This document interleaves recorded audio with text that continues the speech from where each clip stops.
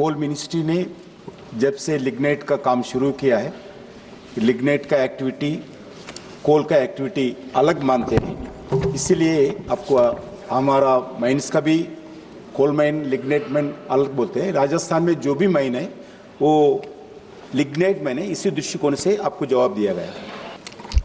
आदरणीय अध्यक्ष जी, राजस्थान में लगभग 5 माइंस लिग्नाइट माइंस काम करते हैं। इसमें एक कपूरडी में एक माइन है, वो प्राइवेट माइन है। गिरल में एक Rajasthan state mines mineral limited पिकनर, उस कंपनी के पीएसयू है स्टेट गवर्नमेंट का, वो कंपनी काम करते हैं। दूसरा जलीपुरा, उधर भी एक प्राइवेट माइन है लिग्नाइट का। और सोनारी, इसमें भी राजस्थान मिनरल का लिमिटेड का एक पीएसयू है। दूसरा बरसिंगार, इसमें भी एक पीएसयू है। और दूसरा एक गोड़ा, इसमें भी प्राइवेट है। तीसरा और एक है मटासुक कासुना, इसमें एक पीएसयू है। टोटल 7 लिग्नाइट माइंस हैं। इसमें बिल्कुल जो आप जो इश्यूज बताए, इसमें 3 प्राइवेट कंपनी है, 3 स्टेट गवर्नमेंट का है, 1 गवर्नमेंट ऑफ इंडिया का पीएसयू है। टोटल इसमें 7 कंपनीज काम करते हैं। अभी इसमें जो आप प्रोडक्शन का बात करें, बिल्कुल आने वाले दिन में इसमें प्रोडक्शन शुरू करने के लिए सरकार की तरफ से पूरा हम आगे आएंगे, काम करेंगे। राजस्थान में जो क्वेश्चन था, मगर ये एक्सीडेंट के बारे में पूछे हैं, बिल्कुल भारत सरकार जो एक्सीडेंट्स के बारे में कम होना चाहिए, इसके लिए पूरे हम काम कर रहे हैं। और आदरणीय प्रधानमंत्री जी के नेतृत्व में लगातार इस एक्सीडेंट्स को कम करने के लिए जो अलग अलग कमिटीज गठित किया, नया टेक्नोलॉजी यूज कर रहे, इसमें इंटीग्रेटेड कमांड कंट्रोल सेंटर हो, national coal mine safety report हो, portal, real time accident monitoring के लिए 5G टेक्नोलॉजी, पहली बार हम 5G टेक्नोलॉजी भी अंडरग्राउंड माइंस में यूज कर रहे हैं। आर्टिफिशियल इंटेलिजेंस भी कर रहे, डंपर्स में प्रॉक्सिमिटी सेंसर्स भी ऑपरेट कर रहे। जो आज इसमें जो इलीगल माइनिंग जो असम का है, ये असम का स्टेट गवर्नमेंट का संबंधित विषय है। जो भी इलीगल माइनिंग का काम होता है, इलीगल माइनिंग में हुआ है, जो आपको आदरणीय सदस्य ने उठाया, वो इलीगल माइनिंग का काम है। देश में जो भी इलीगल माइनिंग होता है, वो स्टेट गवर्नमेंट्स का रिस्पॉन्सिबिलिटी है। इसमें हमारा तरफ से गवर्नमेंट ऑफ इंडिया का मिनिस्ट्री के लेवल पे एक सेफ्टी कमेटी रहता है, CAL का, कोल इंडिया का भी एक सेफ्टी कमेटी रहता है, जिस पीएसयू है उसमें भी एक सेफ्टी कमेटी रहते हैं। उसके अलावा DGMS बोल के हमारा मिनिस्ट्री का अलग एक सेफ्टी कमेटी देते हैं, लेबर मिनिस्ट्री का भी एक कमेटी रहती है। मैं बताना चाहता हूँ, लगातार इस जो कोल माइंस में एक्सीडेंट्स लगातार कम हो रहे हैं, ये बहुत हमारा दृष्टिकोण से ये बहुत अच्छा विषय है। आने वाले दिन में इसको पूरा और कम करने के लिए भारत सरकार ने पूरा प्रयास कर रहे।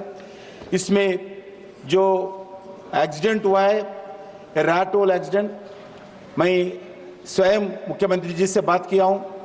आज लगभग 245 इलीगल रैट होल माइंस का पूरा असम सरकार सीज किया है।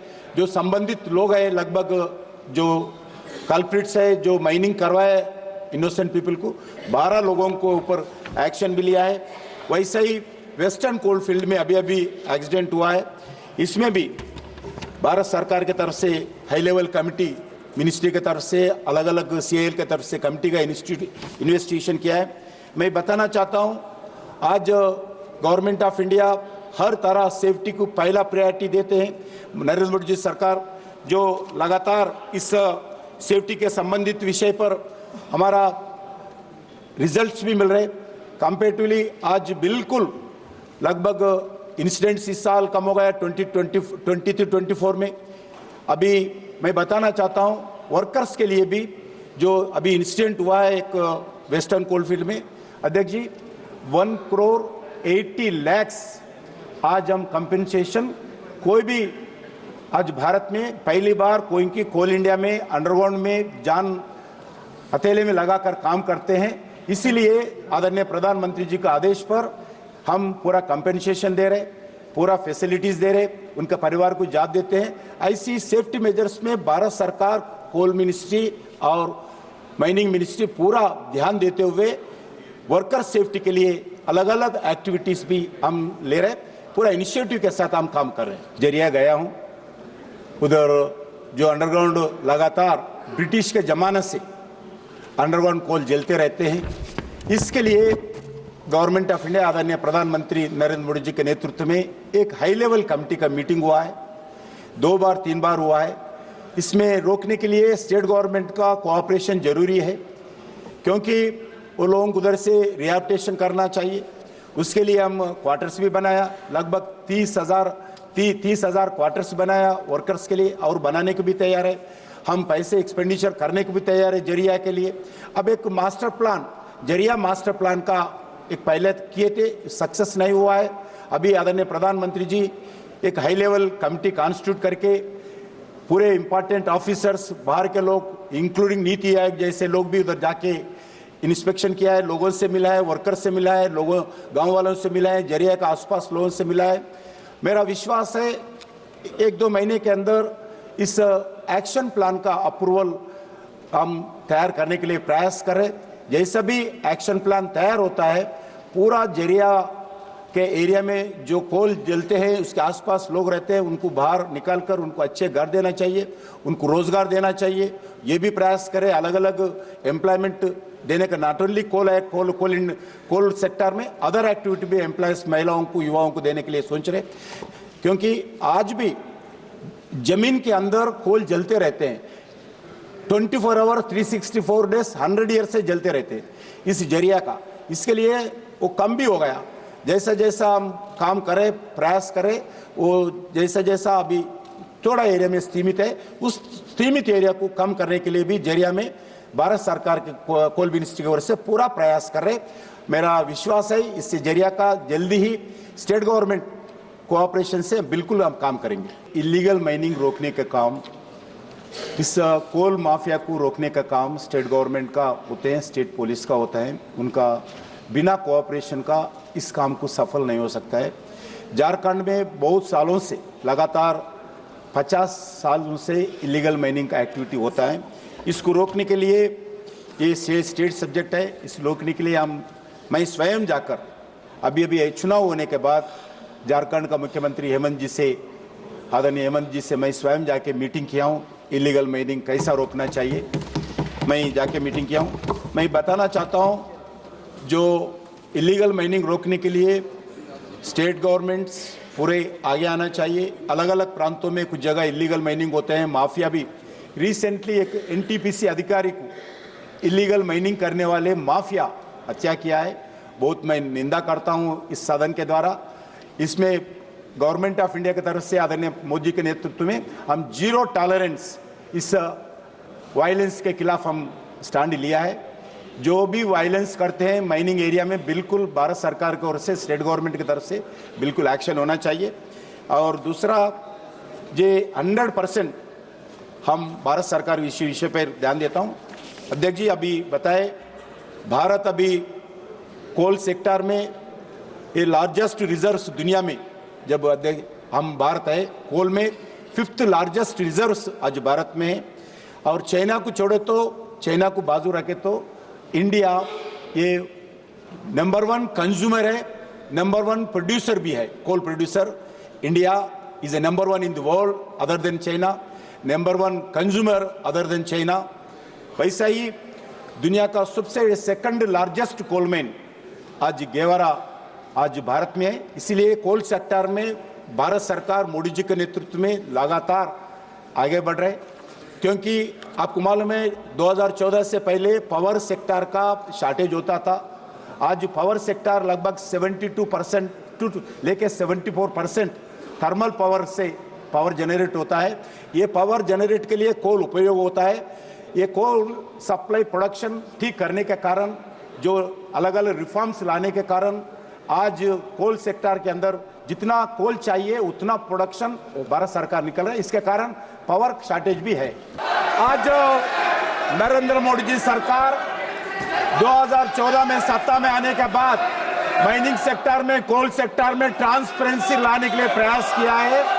पूरे जितने भी माइनिंग से एक्टिविटी होते हैं उस एक्शन के द्वारा ब्लॉक सम और प्राइवेट सेक्टर का हो, पीएसयूज का भी हो, स्टेट गवर्नमेंट का पीएसयूज हो, उनको देते हैं। आज तक इसके कारण स्टेट गवर्नमेंट्स को मैं बताना चाहता हूं, स्टेट गवर्नमेंट्स को नरेंद्र मोदी जी सत्ता संभालने के बाद लगभग 6 लाख करोड़ रुपए स्टेट गवर्नमेंट्स को रेवेन्यू मिला है। वो रॉयल्टी भी हो, एक्शन प्रीमियम भी हो, डीएमएफ भी हो। आज माइनिंग मिनिस्ट्री के द्वारा स्टेट गवर्नमेंट को लाभ मिलता है। और सभी माननीय सदस्यों को प्रश्न बोलने का मौका दिया, माननीय मंत्री ने जवाब दे दिया। कुछ सभी एजेंसियों से उन स्टेट्स में कुछ माइंस का एक्शन नहीं आ रहा है, उसमें भी आना चाहिए। स्टेट गवर्नमेंट से मिलकर आज हमारा जो मूलभूत क्वेश्चन है, ये इसके लिए भी हम आने वाले दिन में और पीएमयू के साथ और क्लोजली स्टेट गवर्नमेंट के साथ मिलकर काम करने वाला है। कोल सेक्टर में और हम रिफॉर्म्स लाएंगे और माइनिंग सेक्टर में रिफॉर्म्स लाएंगे। जो एक्शन किया गया उसको पीएमयू के द्वारा स्टेट गवर्नमेंट को लाभ देने के लिए रेवेन्यू नहीं, ऑपरेशनलाइजेशन होना चाहिए, पूरा क्लियरेंसेस लेना चाहिए। सभी क्लियरेंसेस लेने के लिए हमारा पीएमयू जो गठित किया गया वो अच्छी काम करेंगे स्टेट गवर्नमेंट्स को, और प्राइवेट सेक्टर में जो माइंस ले आए उनको भी लाभ मिलेगा। वैसा ही जो अलग अलग प्राइवेट सेक्टर का माइंस जो भी लिया है उनको आने वाले दिन में स्टेट गवर्नमेंट, सेंट्रल गवर्नमेंट का क्लियरेंस लाने में भी पीएमयू प्रयास करेंगे। आज भारत में लगभग इस माइनिंग सेक्टर में 4 लाख से ज्यादा लोग इसमें काम करते हैं। उनके लगातार इस एम्प्लॉयमेंट जनरेशन के लिए, लोकल वालों को देने के लिए सरकार के द्वारा लगातार हम प्रयास कर रही है। वो प्राइवेट सेक्टर का माइंस हो, स्टेट गवर्नमेंट से माइंस हो, गवर्नमेंट ऑफ इंडिया का पीएमसी माइंस हो, 4 लाख से ज्यादा इस सेक्टर में आज कोल सेक्टर में लोग रोजगार मिल रही है। आज क्रिटिकल मिनरल सिर्फ भारत के नहीं है, सारी दुनिया का एक बड़ा डिमांड है। क्रिटिकल मिनरल आज ग्रीन एनर्जी के साथ जाते हैं और इसके लिए जो जैसे दुनिया के क्लीन एनर्जी और इलेक्ट्रिक मोबिलिटी के और बढ़ रही है, लिथियम हो, कोबाल्ट हो, निकल हो, ग्राफाइट हो, अरे रेयर अर्थ एलिमेंट्स हो, हम इसके दृष्टिकोण से हम आगे बढ़ रही है। हमें अभी critical mineral mission Narendra Modi ji के नेतृत्व में भारत सरकार आजाद के बाद पहली बार मिनरल के दृष्टिकोण से क्रिटिकल मिनरल का मिशन घोषित किया है। इसके द्वारा लगभग 32,000 करोड़ हम इस क्रिटिकल मिनरल को पाने के लिए भारत सरकार खर्च करने वाले हैं। और जियोलॉजिकल सर्वे ऑफ इंडिया के दृष्टिकोण से 195 क्रिटिकल मिनरल एक्सप्लोरेशन प्रोजेक्ट्स शुरू किया है। 2025-26 में 227 नए प्रोजेक्ट शुरू करने वाले हैं। नेशनल मिनरल एक्सप्लोरेशन ट्रस्ट द्वारा भी इस क्रिटिकल मिनरल को हम बढ़ावा दे रहे हैं। Not only in India, Bharat सरकार के द्वारा आज विदेश में जाकर क्रिटिकल मिनरल्स का एक्सप्लोरेशन करना, माइनिंग करने के लिए नरेंद्र मोदी जी सरकार पहली बार काम कर रही है। क्योंकि आज क्रिटिकल मिनरल सभी हम इंपोर्ट करते हैं ज्यादा से ज्यादा। आज जो इलेक्ट्रिकल व्हीकल्स हो, आज सेलफोन्स का हो, अलग अलग सेक्टर में क्रिटिकल मिनरल्स जरूरी है। इसके लिए पहली बार भारत सरकार इस मिशन के द्वारा देश में आत्मनिर्भर भारत बनाने के लिए हम प्रयास कर रही है। क्रिटिकल मिनरल का आज भारत में नहीं था, पहली बार नरेंद्र मोदी जी सरकार क्रिटिकल मिनरल को 24 क्रिटिकल मिनरल के नाते घोषणा किया है, पहली बार। और दूसरा विषय है जो इंपोर्ट करते थे, क्योंकि कुछ क्रिटिकल मिनरल्स 100% विदेशों के ऊपर डिपेंडेंट है। इसका डिपेंडेंट को दृष्टिकोण देखते हुए जो इंपोर्ट करते हैं पूरा 100% ड्यूटी फ्री इंपोर्ट किया है नरेंद्र मोदी जी सरकार। बजट में आज 24 क्रिटिकल मिनरल पे कोई ड्यूटी नहीं है। अभी हम इस क्रिटिकल मिनरल के दृष्टिकोण से नया नया कदम उठा रहे हैं। जैसे आदरणीय संसद जी पूछे हैं जो जीएसआई का, अभी को बहुत खुशी की बात है, जीएसआई इस साल 175 इयर्स का सेलिब्रेशंस कर रही है। दुनिया में जो जियोलॉजिकल सर्वे ऑफ इंडिया सबसे बड़े संस्था है, भारत का लगभग 10,000 लोग कर्मचारी इंजीनियर साइंटिस्ट जीएसआई में काम करते हैं। इस साल 175 इयर्स का सेलिब्रेशन मोदी जी के नेतृत्व में देश भर में हम कर रहे हैं। इसी दृष्टिकोण से जो आंध्र प्रदेश का ऑफिस का बात कर रहे हैं, बिल्कुल हम आपसे बातचीत करके, स्टेट गवर्नमेंट से बातचीत करके अभी हम कैंप ऑफिस जरूर विजयवाड़ा में शुरू करेंगे। Honorable Speaker, sir, thank you very much for giving me an opportunity to speak in the House today. I am happy to say that Atal Tinkering Labs provide activity based on learning in the identified schools in the country where young minds can give shape to their ideas for a number of societal problems which we encounter in our day-to-day life, and also pave way for innovation, enabling over 3 million plus students between grade 6 to grade 12 to acquire a problem-solving, tinkering, and innovative mindset. My first supplementary question to the Honorable Minister of Planning through the Chair is whether the government has any proposal to provide Atal Tinkering Labs in private schools also, to include their participation, and their contribution will also play a crucial role in the Amrit Kal to make India a global tech hub by 2047, and will play a vital role in achieving the goal of becoming a $5 trillion economy by 2027-28, and also if so the details thereof and the role of private schools till now, and if not, reason for not including the private schools. Honorable Speaker, sir, as the House is aware, though Atal Tinkering Lab initiative has grown significantly, there is still much work to be done to ensure that every student has access to these transformative learning environments. My second supplementary question to the Honorable Minister of Planning through the Chair is what steps the government is taking to expand the reach of Atal Tinkering Labs to underserved communities and rural areas to unlock the potential of millions of young minds and empower and enlighten them to become agents of change and innovation in their communities to achieve the space dreams as part of Atmanirbhar Bharat. I raised to address two crucial aspects that will propel India's renewable energy journey forward. Firstly, I would like to shed light on the incentives and concessions provided by the Union government for setting up of solar power and other renewable energy projects on government lands, more particularly in Telangana. The Union government has implemented various initiatives to encourage the growth of renewable energy in the country. One such initiative is the provision of incentives and concessions for setting up of renewable energy projects on the government lands.